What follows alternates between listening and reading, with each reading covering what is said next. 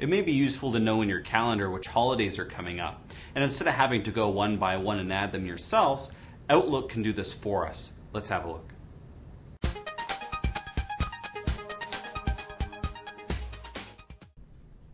So to add holidays into my calendar, I have to go into my actual calendar options.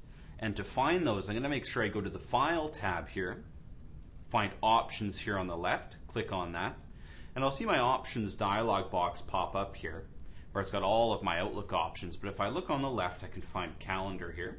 I'll click on that. And here I'm going to scroll down about halfway down. I can see an Add Holidays button under Calendar Options. I'll go ahead and click on that button. And I'll see a little dialog box pops up here, and it's going to let me go through and pick the countries that I want to add holidays for. So I want Canada's holidays, that's ticked on here by default for me, but I can tick on anything else. If I want Costa Rica, Ecuador, whatever, go ahead and just check them on, and it'll add those holidays as well. So Canada's fine, I'll leave just that one checked on. Keep in mind, the more you add, the longer it's going to take to add them in. It does take a little while, so I'll leave just Canada's there. And I'll say OK, and it'll go ahead and start adding those days in. And you can see here I've got my little progress bar, and I can see the days it's adding in here. There it's adding Easter, Family Day, Good Friday, Labor Day, all those sorts of things. And it's actually going to go into my calendar and add these in as events. And they work just like regular events, and we'll see that in a bit when I go have a look at the calendar. But I can modify them, I can delete them, and all that sort of fun stuff. So you can see this taking a little bit here, so you can see if you added a whole bunch of countries, this could take a while. And as well, it's going to add in a lot of events into your calendar if you do have a lot of countries, so you may want to keep it just to the ones you need. There we go. Holidays have been added, so I'll press OK. And in my Outlook options here, I'm going to press OK down at the bottom.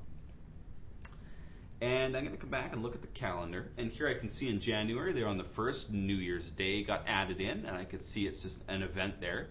And if I double click on New Year's, you see it opens up just like a regular event. That's great. I could even modify it, add some notes, maybe for a party I'm going to, something like that.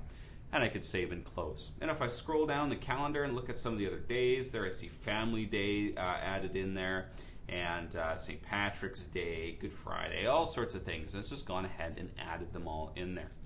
And that's great. And let's go back and have a look at January there. There it is. And like I said, they work just like regular events. I can double click. I can go in, if I want to delete this one, I can go in and press delete. There, that removes it from my calendar just like a regular event.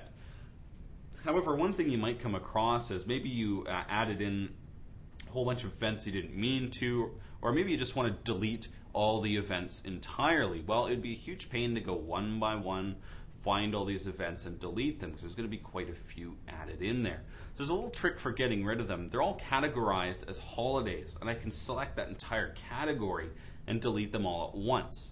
To do that, I'm going to go to my View tab, and I'm going to go ahead to Change View, and I want to view all of my calendar items by category. I'll click on that, and there's all my categories, so I have just this None category. And then down here I have Holidays, which has 427 items. And if I expand that, there's all of my holidays. So what I can do is I can just right-click on this category here, delete it. It'll say, are you sure? I'll say OK. That'll go through my calendar. It'll delete all of my holidays and empty everything back out. There you go. I can see preparing to delete. It'll take a little while because there's a lot of events in there. It'll scrub them all out. And don't worry about it if you delete them. You can always go back to your calendar options, add them back in the same way, and they'll all come back. So there we have adding holidays. And in the next video, we're going to look at time zone options.